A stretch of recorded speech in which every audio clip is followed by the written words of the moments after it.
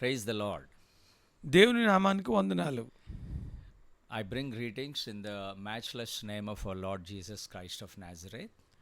మరి నజరేయుడైన యేసుక్రీస్తు నామములో మీ అందరికీ శుభాలు తెలియజేస్తున్నాం. Today we are going to discuss the third section of Jeremy Tallis book. ఈరోజు జెర్మీ పుస్తకం యొక్క మూడవ మరి భాగానుగా మనం ఈరోజు ధ్యానించబోతున్నాం. This section is titled as the practice of the presence of God. దేవుని సన్నిధిని ఆచరించడం అనే అంశంగా దీన్ని పెట్టుకొని ధ్యానిస్తున్నాం. In this section, Jeremy Taller beautifully discusses so many things. ఈ భాగములో జెర్మీ టైలర్ గారు చాలా విషయాలు చాలా కూలంకషంగా అద్భుతంగా వివరించారు. Let's be attentive to the word of God. కాబట్టి మీరు దేవుని వాక్యము విషయములో మరి మెలకువ కలిగి మీరు వినాలని మనం ప్రార్థనలాడుతూ ఉన్నాం. May the Holy Spirit speak with all of us. మరి పరిశుద్ధాత్మ దేవుడు మనందరితో మాట్లాడాలని ఆశిస్తా May ఉన్నాను. the Holy Spirit ignite our spirits. మరి పరిశుద్ధాత్మ దేవుడు మనందరి ఆత్మలను మరి వెలిగించి మరి ఈ వాక్యములోకి తీసుకెళ్లాలని ఆశపడుతున్నాం. When the Holy Spirit speaks and touches humans, ఎప్పుడైతే పరిశుద్ధాత్మ దేవుడు మరి మనుషుల్ని వారి హృదయాలని తాకినప్పుడు our hearts, the hearts of the humans are lit by the Holy Spirit. మన హృదయాలు దేవుని ఆత్మచేత వెలిగింపబడతాయి. In this section, he says that ఈ భాగంలో ఈ విధంగా మరి చెప్పబడింది. God is present in all places. దేవుడు అన్ని ప్రదేశాల్లో ఆయన ఉన్నాడు. There is no place where we can see the absence of God's presence. మరి మనం ఎక్కడ కూడా దేవుని లేని స్థితి ఏ ప్రదేశంలో కూడా లేదు. Our God is present in all places. మన దేవుడు అన్ని ప్రదేశాల్లో ఆయన ఉన్నాడు. Whether it is public or private, ఒకవేళ అది బహిరంగ కానీ వ్యక్తిగతంగా కానీ the actions that are done whether in public or in private, మరి క్రియలు మరి బాహటంగా చేసినవి కానీ లేకపోతే లోలోపన చేసినవి కానీ God sees every action. దేవుడు ప్రతి కార్యాన్ని చూడ సమర్థుడు. He hears all discourses, all conversations. ఆయన ప్రతి సంభాషణను ఆయన వింటున్నాడు. Whatever is spoken, ఆయన ఏదైతే మాట్లాడుతున్నామో whatever we speak, ఏదైతే మనం మాట్లాడుతున్నామో that is seen by God. అది దేవుని చేత గమనించబడుతుందని మీరు గమనించాలి. God hears all discourses. దేవుడు ప్రతి మరి మాటను ప్రతి మరి డిస్కషన్ను మీరు ప్రతి మాటను ఆయన వింటున్నాడు. And he understands every thought of the mind of humans.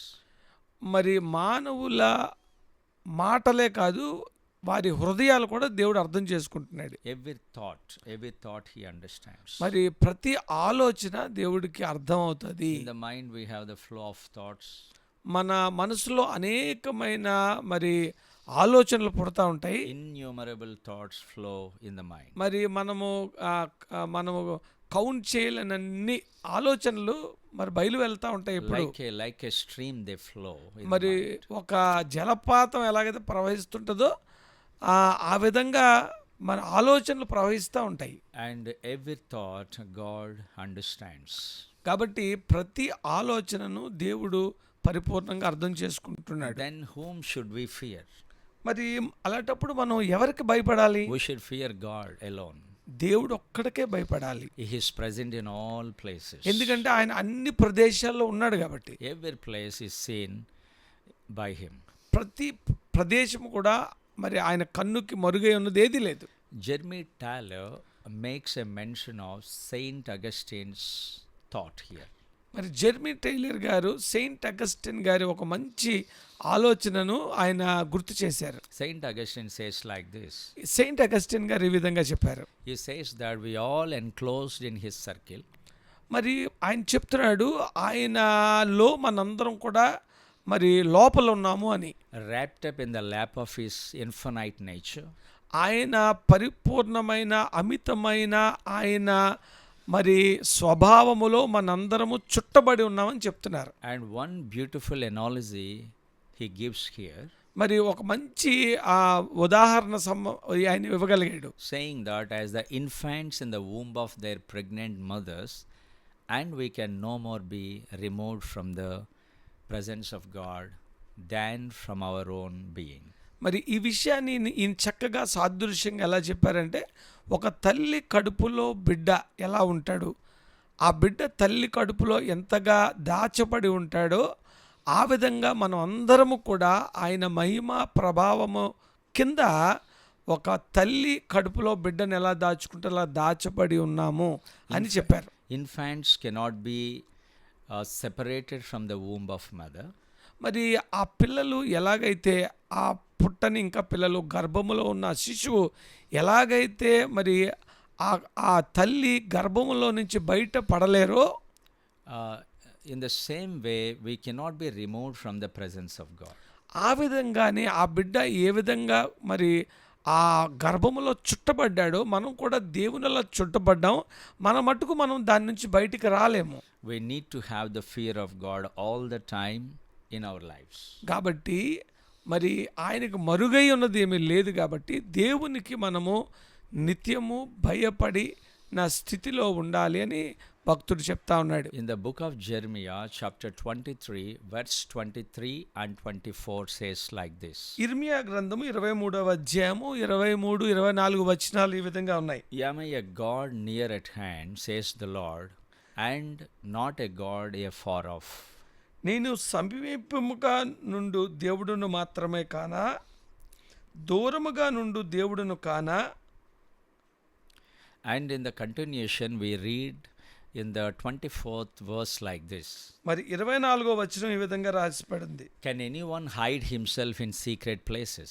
యెహోవా సెలవిచ్చిన మాట ఏదనగా, నాకు కనబడకుండా రహస్య స్థలములలో దాగగలవాడెవడైనా కలడా అని అడుగుతా ఉన్నారు. So I shall not see him, says the Lord. Do I not fill heaven and earth, says the Lord. కాబట్టి దేవుడు చెప్తున్నాడు, నాకు మరిగై ఉన్నది ఉంది, మరి ప్రతి స్థలములో నన్ను దాగగలవాడు ఎవడు లేడు, కాబట్టి నేను భూమి ఆకాశములు అంతటా ఉన్నవాడును కానా అని దేవుడు చెప్తా ఉన్నాడు. In the book of Hebrews chapter 4:13 హెబ్రీయులకు says like రాసిన this. పత్రిక 4వ అధ్యాయం 13వ వచనంలో There is no creature hidden from his sight.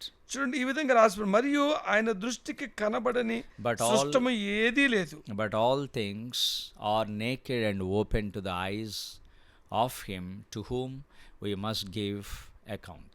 మనం ఎవరికి లెక్క చెప్పవలసి ఉన్నదో ఆ దేవుని కన్నులకు సమస్తము మరుగు లేక తేటగా ఉన్నదని హెబ్రీయులకు రాసిన పత్రిక 4:13 తెలియజేస్తుంది. In the sight of God everything is clear. మరి దేవుని కన్ను దృష్టిలో సమస్తము చాలా విదితముగా ఉన్నది. The Bible says that all things are naked and open to the eyes of him. మరి దేవుని దగ్గర కప్పబడింది ఏమీ లేదు. దేవుని దగ్గర ప్రతి విషయము నగ్నముగా మరి అది కనిపిస్తుంది అతనికి అని తెలియజేస్తున్నారు. He is a God near at hand. మరి దేవుడు మనకు చాలా సమీపంగా ఉన్నాడు. And in this section a few most important things are discussed. ఈ భాగంలో మరి కొన్ని చాలా ముఖ్యమైన విషయాలు ప్రస్తావించబడ్డాయి. I would like to discuss them here.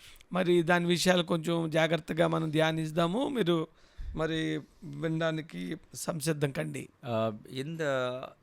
In the same section, మరి ఇదే భాగంలో Jeremy Taylor discusses Jeremy Taylor గారు several manners of the divine presence.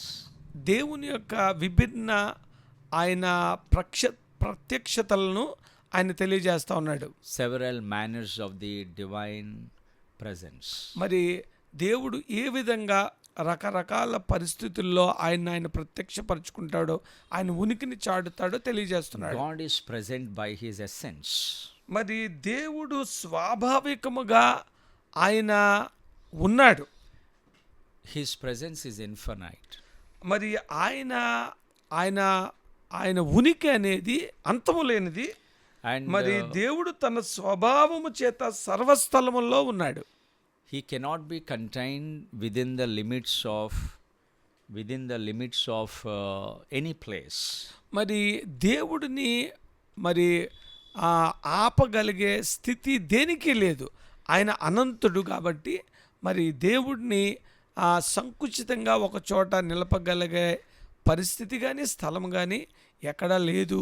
And this is what we need to understand here in this connection. ఇది మనము చాలా జాగ్రత్తగా అర్థం చేసుకోవాలి. God is present in every place. చూడండి, దేవుడు ప్రతి ప్రదేశంలో ఉన్నాడు. See, as the sun reflects upon the mud of strands, చూడండి, మరి సూర్యుడు ఒక మట్టి మీద ఒక మట్టి గుంటలో మురికి గుంట మీద కూడా సూర్యుని ప్రభావము కాంతి పడతా ఉంటుంది. still remains unpolluted in its beams. మరి అటువంటి పెంట వంటి ప్రదేశం మీద సూర్యరశ్మి పడినా సూర్యరశ్మి ఎప్పటికీ మలినం కాదు. In the same way, similarly, అదే విధంగా God is not dishonored by anything in this world. దేవుడు అనే ఆ అంశము మరి పరిస్థితులు ఏదైనా ఆయన మట్టుకు పరిపూర్ణుడుగాను పరిశుద్ధుడుగాను మనకి ఉంటా ఉన్నాడు. Though he is present in all the places, మరి అన్ని ప్రదేశాల్లో ఆయన ఉన్నా సరే nothing can pollute him. ఆయనని ఏది కూడా అపవిత్రపరచలేదు. If people are willing, God can make them holy. చూడండి, ఒకవేళ ఆ అపవిత్రమైన పరిస్థితులు ఎవరైనా ఇష్టపడితే దేవుడే వాటిని పవిత్రపరచడానికి ఆయన మన మధ్య ఉన్నాడు. God is present in all the places. మరి దేవుడు అన్ని ప్రదేశాల్లో ఉన్నాడు. Nothing can make him unholy. ఇదిగో ఏది కూడా ఆయన్ని అపరిశుద్ధపరచలేదు. Nothing can pollute him. ఏది కూడా అతన్ని పరిశుద్ధతను పాడు చేయలేదు. He can sanctify any human in the world that comes to him. మరి ఆయన దగ్గరకు వచ్చిన ఏ మానవుడినైనా ఆయన ప్రక్షాళన చేసి పరిశుద్ధపరుస్తాడు. So in this we understand God is present by his essence. ఇందువల్ల మనకు అర్థమవుతుంది ఏంటంటే దేవుడు స్వాభావికముగానే అన్ని ప్రదేశాల్లో ఆయన ఉన్నాడు, ఆయన ఉనికి ఉన్నది. This is the first point. ఇది మొదటి విషయం. And the second one, రెండవదిగా God is everywhere present by his power. దేవుడు ప్రతి ప్రదేశములోనూ ఆయన శక్తి చేత ఉన్నాడన్న రెండో విషయాన్ని మీరు గమనించాలి. He is everywhere present by his power. చూడండి, ఆయన శక్తి చేత ప్రతి ప్రదేశంలోని ప్రతి సమయంలో ఆయన ఉన్నాడు. He rolls away the orbs of heaven with his hand. ఆయన చేతి బలము చేత ఆయన నడుస్తూ ఉన్నాడు. He fixes the earth with his foot. మరి ఆయన భూమి ఆయనకు పాదపీఠము అని బైబిల్లో రాసిపెట్టుంది. He guides all the creatures with his eye and refreshes with his influence. చూడండి, దేవుని కన్ను చేత ప్రతి జంతువు, ప్రతి జంతుజాలము, సమస్త ఈ సృష్టి కూడా ఆయన కను సంజ్ఞల్లో నడుస్తుంది. He makes the powers of hell shake with the terrors and binds the devils with his word and throws them out with his command. చూడండి, దేవునికి దురాత్మలను బంధించి వారిని ఒక ప్రదేశానికి చీకటిలోనికి తొయ్యగలిగే శక్తి గల దేవుని ఆ ప్రజెన్స్ మన మధ్య ఉందని గమనించాలి. Our God is God who sends the angels on embassies with his decrees. చూడండి, మన దేవుడు ఎటువంటి దేవుడు అంటే దేవుడు మన గురించి తన దూతలకు ఆజ్ఞాపించి మన కార్యాల విషయంలో ఆయన పంపిస్తాడు, దూతలను పంపిస్తాడు. If we still meditate on the power of God, ఒకవేళ మీరు దేవుని శక్తి మీద ధ్యానం గాని చేస్తే we understand that how powerfully he hardens the joints of infants. చూడండి, మరి చిన్న పిల్లల వారి శరీరము, వారి ఎముకలను ఎలాగ ఆయన బలపరుస్తాడో మనకు తెలుస్తుంది. When the infants are in the womb of mother, మరి ఇంకా పుట్టని కడుపులో ఉన్న బిడ్డల విషయంలో the joints of the infants are hardened by Almighty, all powerful God. మరి బైబిల్ ఏం చెప్తుంటే ఆ గర్భములో రూపింపబడుతున్నప్పుడు ఆ ఎముకలకు బలము ఇచ్చేది దేవుడే.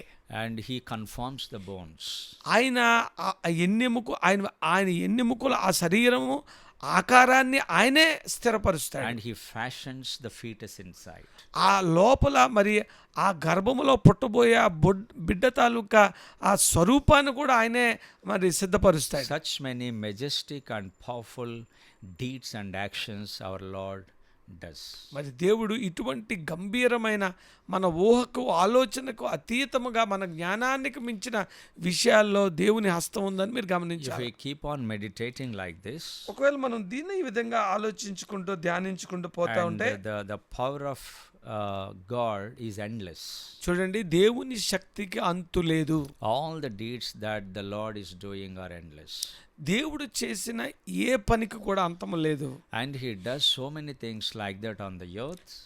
మరి ఆయన ఇటువంటి అనేక కార్యాలు భూమి మీద చేస్తా ఉన్నాడు. Underneath the sea we see. మరి సముద్ర గర్భంలో ఆయన కార్యాలు జరుగుతూ ఉన్నాయి. In heavenly places He is doing. మరి మహాకాశాల్లో ఆయన క్రియలు జరుగుతూ ఉన్నాయి. And if we keep on meditating, we understand more about the power of God. మనము దేవుణ్ణి ధ్యానించే కొలది ఆయన అతీతమైన ఆ శక్తి మనకి అర్థమవుతుంది. And in the scripture it is very clearly explained and mentioned. మరి దేవుని వాక్యములో ఈ విషయం చాలా మరి విశదంగా మరి వివరింపబడింది. In the Old Testament and in the New Testament, if we read about His power, మరి పాత నిబంధనలో కానీ కొత్త నిబంధనలో కానీ దేవుని శక్తి గురించి మీరు ఎప్పుడైనా ధ్యానిస్తే our faith will increase. మనలో ఉన్న విశ్వాసము చాలా బలపడుతుంది. This is the second one. ఇది రెండవ అంశంగా మీరు గుర్తుపెట్టుకోవాలి. Third point in this section, మూడవదిగా God is more specially present in some places by more special manifestations of Himself to extraordinary purposes. చూడండి, దేవుడు మూడవ అంశముగా ఆయన కొన్ని ప్రదేశాల్లో ప్రత్యేకముగా ప్రత్యేక కార్యాల గురించి ఆయన ప్రత్యేకంగా ప్రత్యక్షపరచుకుంటాడు. Here we study about the glory of God. మరి ఇక్కడ ఆయన మహిమ గురించి మనము ధ్యానించాలి. His seat is in heaven. ఆయన సింహాసనం అయితే మరి పరలోకంలో ఉంది. And that's why we call the specially present in some places. చూడండి, దేవుడు ప్రత్యేకముగా కొన్ని ప్రదేశాల్లో కొన్ని కార్యాల విషయంలో ఆయన ప్రత్యక్షపరచుకుంటాడు. His seat is in heaven. We study here. మరి మనం చదువుకున్నాం, ఆయన సింహాసనం అయితే మరి పరలోకంలో ఉంది. He sits encircled ఆయన with all His outward demonstrations of His glory. మరి ఆయన ఆ సింహాసనం మీద సింహాసీనుడై ఈ లోకంలో ప్రతి విషయము ఆయన కనుసంజల్లోని ఆయన ఆ అధికారం కింద నడిపించబడుతున్నట్టు కనిపిస్తుంది. He is very much pleased to show His glory to all inhabitants of the earth. చూడండి, భూమి దాని సమస్తానికి ఆయన పరిపూర్ణమైన మహిమను కనపరచాలని దేవుడు ఇష్టపడతా ఉన్నాడు. In heavenly places we have the glory of God. మరి పరలోకంలో ఎట్టి పరిస్థితుల్లో ఆయన మహిమ ఉంటానే ఉంటది. And all that die in the Lord, ఎవరైతే దేవునిలో నిద్రిస్తారో they go to God. వారు దేవుని సన్నిధికి వెళ్తారని బైబిల్లో ఉంది. What does going to God mean? మరి దేవుని దగ్గరికి వెళ్ళడం అంటే దాని భావం ఏమిటి? Going to the glory of God. మరి దేవుని మహిమలోకి వెళ్ళడం అని దాని అర్థం. That is indescribable. దాన్ని మనం వర్ణించలేము. We call it ineffable or indescribable. దాన్ని వర్ణించలేని మన ఊహక అందని ఒక అతీతమైన మరి ఒక సన్నివేశంగా దాన్ని The వర్ణించవచ్చు. glory of God cannot be explained in words at all. దేవుని ఆ మహోన్నతమైన మహిమను ఈ లోకంలో ఏ మాటలు కానీ ఎవరు కూడా వర్ణించడానికి అతీతముగా ఉంటాయి. We experience it. దాన్ని ఓన్లీ మనము అనుభవించగలము కానీ దాన్ని వివరించడం చాలా We కష్టం. gain the bliss inside. మనము దానిలో ఒక దీవెన పొందుకుంటాము. And the one that has it always rejoice in the Lord. ఎవరికైతే మరి అది అర్థమవుతుందో అందులో ఉంటారో వారు ఎప్పుడూ దేవునిలో సంతోషంగా This ఉంటారు. is the third one. ఇది మూడవ భాగంగా మీరు He is గుర్తుపెట్టుకోవాలి. present specially in some places. చూడండి, ఆయన ప్రత్యక్షత కొన్ని ప్రదేశాలలో ప్రత్యేకంగా ప్రత్యేక కారణాల వల్ల ఉంటుంది. Here we have discussed about the glory of heaven. మరి ఇక్కడ మనము దేవుని మహిమ పరలోకములో మనము ఎలా ఉంటుందని మనం మాట్లాడుకున్నాము. And in the third point, మరి మూడవదిగా God is present by His grace and benediction. మరి దేవుడు ఆయన స్థలాలలో ఆయన అభిషేకాన్ని బట్టి ఆయన ఉంటాడు. And is present with His is present by His grace and benediction. ఆయన కృపను బట్టి మరి ఆయన దీవించబడ్డానికి ఆయన కొన్ని ప్రదేశాల్లో ఉంటాడు. ఆయన And He is with the people. ఆయన మనుషులతో ఉంటాడు, and he is with the assemblies, ఆయన మరి సంఘంతో ఉంటాడు, he is with his servants. ఆయన సేవకులతో ఉంటాడు. When his people are in the hardest situations or circumstances, he is always with them. మరి తన బిడ్డలు నమ్ముకున్న బిడ్డలు కఠినమైన ప్రదేశాల్లో కఠినమైన పరిస్థితుల్లో ఉన్నప్పుడు ఆయన అక్కడ ఉంటాడు. They may be in the persecution, వారు మరి శ్రమ గుండా వెళ్తా they ఉండుండొచ్చు, may be in so many kinds of hardships and trials, మరి చాలా కష్ట నష్టాల నుంచి వారు వెళ్తా ఉండొచ్చు కనుక and many things might have disturbed them, మరి చాలా వారిని ఇబ్బంది పెట్టే పరిస్థితులు ఉండుండొచ్చు, and maybe the challenges that threaten them.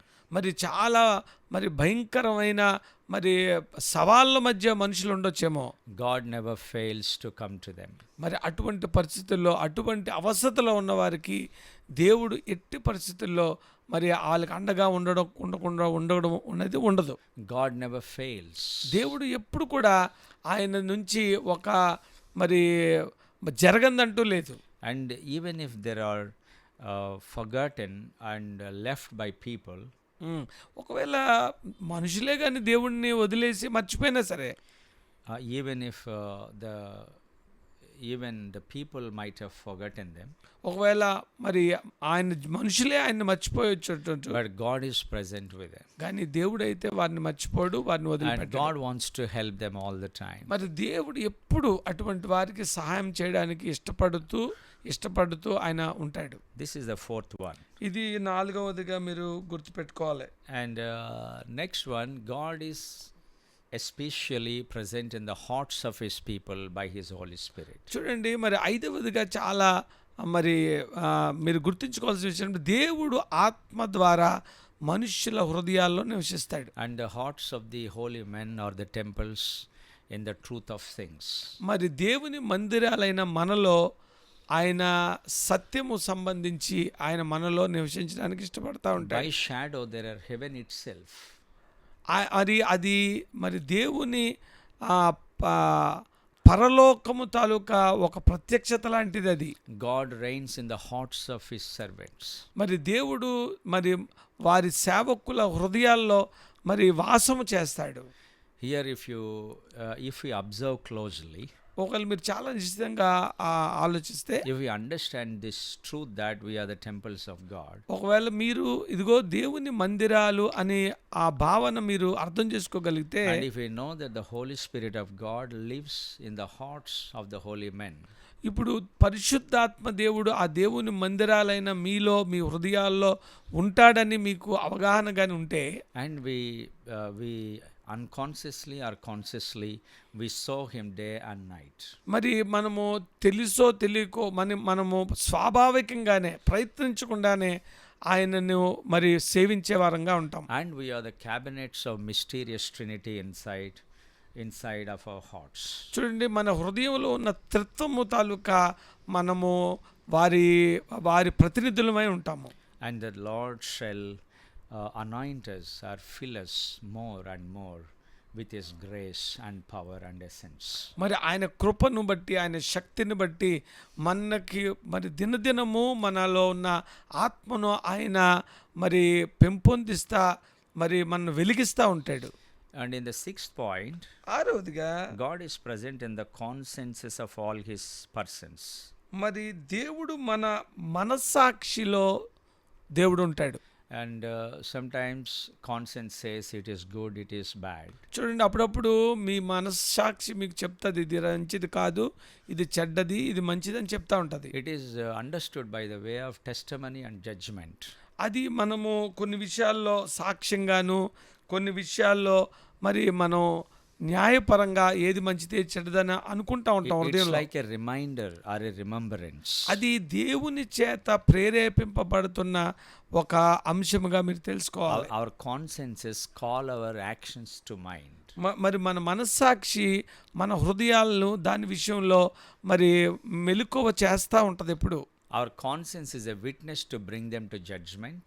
మరి మన మనస్సాక్షి దాని విషయంలో మరి న్యాయము సంబంధంగా మనల్ని తొందర పెడతా ఉంటుంది. And it tells us what is wrong inside, what is right మరి ఆ inside. దేవుని ఆత్మ మనలో ఉండి ఏది సత్యమో ఏది అసత్యమో ఏది మంచో ఏది చెడో మనకి ఎప్పుడు కూడా చెప్తా ఉంటుంది. It happens because God is present there inside of the conscience.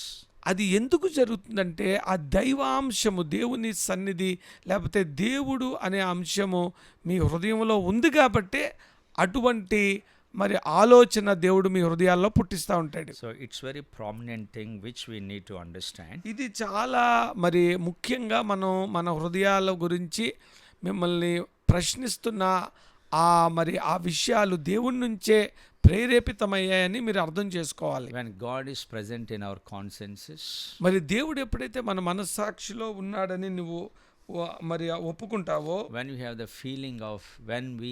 feeling of condemnation inside, మరి ఎప్పుడైతే మీ హృదయాల్లో ఆ వాటి విషయమైన ఆ గిలి మీలో వస్తుందో, and immediately we need to know that it is God only that convicts us. అది అప్పుడు మీరు అర్థం చేసుకోవాలి, ఇది దేవుని ఆత్మే దీని విషయంలో నన్ను మరి సరి చేస్తుంది, లేకపోతే నన్ను గర్దిస్తుంది, నన్ను మరి ఈ విషయంలో అర్థం చేసుకునేలాగా నాకు మరి అటువంటి ఆలోచన ప్రేరేపణిస్తుందని మీరు అర్థం చేసుకోవాలి. Next we discuss Psalm 139 verse 7 to 9. మరి కీర్తనలు 139 7 నుంచి 9 వరకు ఒకసారి చూద్దాము. And he calls this the rules of exercising this consideration. మరి ఇది ఈ భాగము మరి ఈ విషయాన్ని మనము మన జీవితాల్లో ఆచరించడానికి ఉపయోగపడే విషయాలుగా కనిపిస్తూ ఉన్నాయి. Where can I go from your spirit? చూడండి, నీ ఆత్మను నేను ఎక్కడికి పారిపోదును అంటున్నాడు. Or where can I flee from your presence? నీ సన్నిధి నుంచి నేను ఎక్కడికి పారిపోదును అని కీర్తనకారుడు అంటున్నాడు. If I ascend into heaven, you are there. నేను ఆకాశమునకు ఎక్కినను అక్కడ నువ్వు ఉన్నావు. If I make my bed in hell, behold, you are there. నేను పాతాళమందు పడుకొనును నువ్వు అక్కడ ఉన్నావు. If I take the wings of the morning and dwell in the uttermost parts of the sea, you are there. నేను వేకు రెక్కలు కట్టుకుని సముద్ర దిగంతములలో నివసించినను అక్కడ నీ చెయ్యి నన్ను నడిపించును, నీ కుడి చెయ్యి నన్ను పట్టుకున్నని కీర్తనాకారుడు 119వ కీర్తనలో చెప్తా ఉన్నాడు. What David is trying to say with the inspiration of the Holy Spirit. మరి పరిశుద్ధాత్మ ప్రభావంతో ఆ పరిశుద్ధాత్మ ప్రేరేపణతో దావీదు గారు మనకి ఏం చెప్పాలనుకున్నారంటే, God fills every place. దేవుడు ప్రతి ప్రాంతాన్ని ఆవరించి ఉన్నాడు. He fills every place. దేవుడు ప్రతి ప్రాంతములోని ఆయన ప్రభావం ఆవరించబడి ఉంది. And how can we see him or see his presence? మరి మనం ఆ ప్రభావాన్ని ఆయన సన్నిధిని మనం ఎలా చూడాలి? And we need to understand this like this. మరి దీన్ని ఈ విధంగా మనం అర్థం చేసుకొని ప్రయత్నించాలి. We need to behold him with the eye of faith. మనము మరి ఆయన్ని సేవించడానికి లేకపోతే ఆయన దృష్టించడానికి మరి మనకి విశ్వాసం అనే కళ్ళు కావాలి. Who is the reason for our hope? మరి అదే మనకి మన జీవితాల్లో Who is the reason for our faith? మరి ఆయనే మన నిరీక్షణకి ఆధారం. And who is the fountain of our blessings? మరి ఎవరు మన మన మన దీవెనలకు ఊటగా ఉన్నవారు ఎవరు? We need to fix our desires completely on him alone. మరి మన ప్రతి ఆశను ఇటువంటి మరి మన ఆశలకు లేకపోతే మన విశ్వాసానికి మూలమైన దేవుని మీద పెట్టుకోవాలి. There is nothing in the world which can be hidden to the eye of God's presence. చూడండి, దేవుని కన్నుకి దాగి ఉన్నది ఈ సృష్టిలో ఏమీ లేదు. Any creature in the world ఏ జీవి అయినా that is seen by the Creator.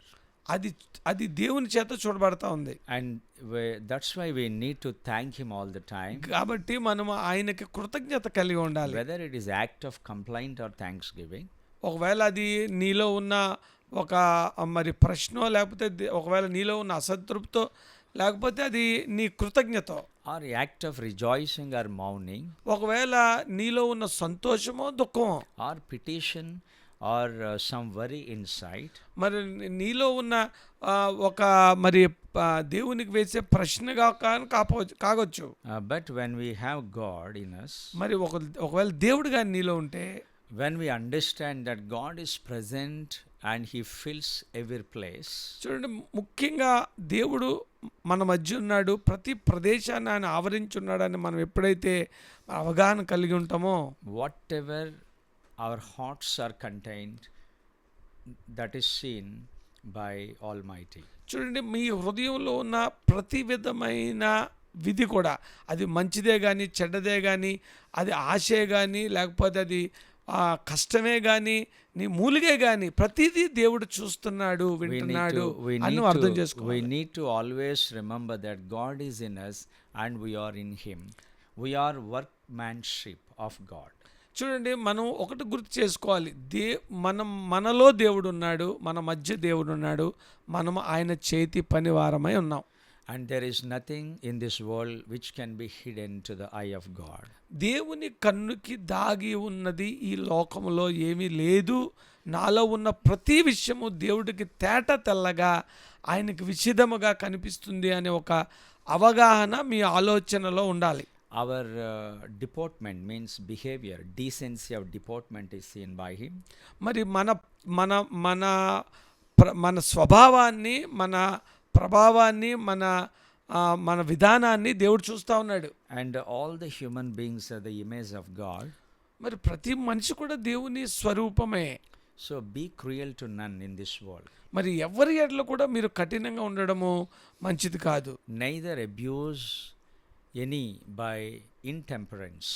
చూడండి, మరి ఎవరిని కూడా అనవసరంగా లేకపోతే కావాలని కూడా మనం తృణీకరించకూడదు. When we walk in the presence of God. మనం నడిచినప్పుడు ఆయన సన్నిధిలోంచి నడుస్తా ఉన్నాము. And He is our judge. ఆయనే మనకి న్యాయాధిపతి. We need to revere Him all the time as the Lord. మనము ఆయనని దేవుడిగా, మరి ఆయనని ఘనపరచాలి, ఆయనని హెచ్చించాలి. We should love Him all the time. మరి అన్ని సమయాల్లో ఆయన్ని ప్రేమించాలి. And this is what we need to do. ఇది మనం చేయవలసిన కర్తవ్యంగా Before కనిపిస్తుంది. I conclude, మరి దీని ముగించే ముందు, in the conclusion I want to speak about the benefits of this exercise. మరి ఈ ఆయన ప్రభావాన్ని లేకపోతే ఆయన ఉనికిని మనము మన ధ్యానిస్తున్నప్పుడు దానివల్ల వచ్చే లాభాల గురించి కొన్ని విషయాలు నేను తెలియజేస్తాను. Only one word I want to say. ఒకటే ఒక మాట నేను చెప్పాలనుకుంటున్నాను. If we walk with God in all His ways, మనము అన్ని మార్గాల్లో మరి దేవుని మార్గంలో ఆయనతో పాటు నడుస్తూ ఉంటే, as He walks with us in all our ways, ఆయన కూడా మన ప్రతి మార్గంలో మనతో పాటు నడుస్తాడు ఆయన. and in every way, if we walk with Him in all the ways, మనం ఆయనతో నడిస్తే, why should we walk with God in all the ways? ఎందుకు మనం ఆయనతో ప్రతిసారి మన మార్గంలో ఆయనతో నడాలి? Because He walks with us in all our ways. ఎందుకంటే మన ప్రతి మార్గంలో ఆయన కూడా మనతో నడడానికి ఇష్టపడుతున్నాడు. So eye service is very unpleasing to God. Any service that is done to please people is unpleasing to God. చూడండి, మనుషుల్ని సంతోషపెట్టడానికి కంటి తుడుపుగా మీరు ఏం కార్యం చేసినా అది దేవునిని సంతోషపెట్టదు. We are always made a spectacle to God. మనము దేవునికి మరి మహిమపు తెచ్చేవారంగా ఉన్నాం. మనం We are seen by God all the time. మరి దేవుని చేత మనము ఆయన చూడబడుతున్నాము. ఆయన సన్నిధి మన చూస్తుంది, ఆయన కళ్ళు మనం చూస్తుంది. And no one is hidden from God, angels and men in this world. మరి దేవుడికి మనుషులు కానీ మరి దేవదూతలు కానీ ఏది కూడా మరుగైలేవు. And no, God looks every human, and we are always made a spectacle to God, to angels and to men. Whatever we do it in the sight of God, in the sight of angels and in the sight of men. చూడండి, మనం ఏం చేసినా మనుషుల చూపుల్లో చేస్తున్నాము, మరి దేవుని కనుసంజల్లోనే చేస్తున్నాము, మరి దేవదూతలు కూడా మన ప్రతి కార్యాన్ని గమనిస్తూ ఉన్నాయి. And our God is all seeing God. మన దేవుడు ప్రతి దాన్ని చూచే దేవుడు, మన దేవుడు చూచే దేవుడు. And our God is almighty God. దేవుడు సర్వశక్తిమంతుడు, మన దేవుడు సర్వశక్తిమంతుడు. Thus in this section, మరి ఈ భాగంలో beautifully, చాలా అందంగా the practice of the presence of God has been described or explained. మరి ఆయన సన్నిధిని మనము నిలవడము, లేకపోతే ఆయన సన్నిధిని మనం ఆచరించడం ఎలాగా అన్న విషయాలు మనం మాట్లాడుకున్నాం. God is present in all places. దేవుడు ప్రతి స్థలములోని ఉన్నాడు. He sees every action. ఆయన ప్రతి కార్యాన్ని చూస్తున్నాడు. He hears all discourses and understands every thought. ఆయన మీ ప్రతి ఆలోచన, మీ ప్రతి సంభాషణను వింటున్నాడు.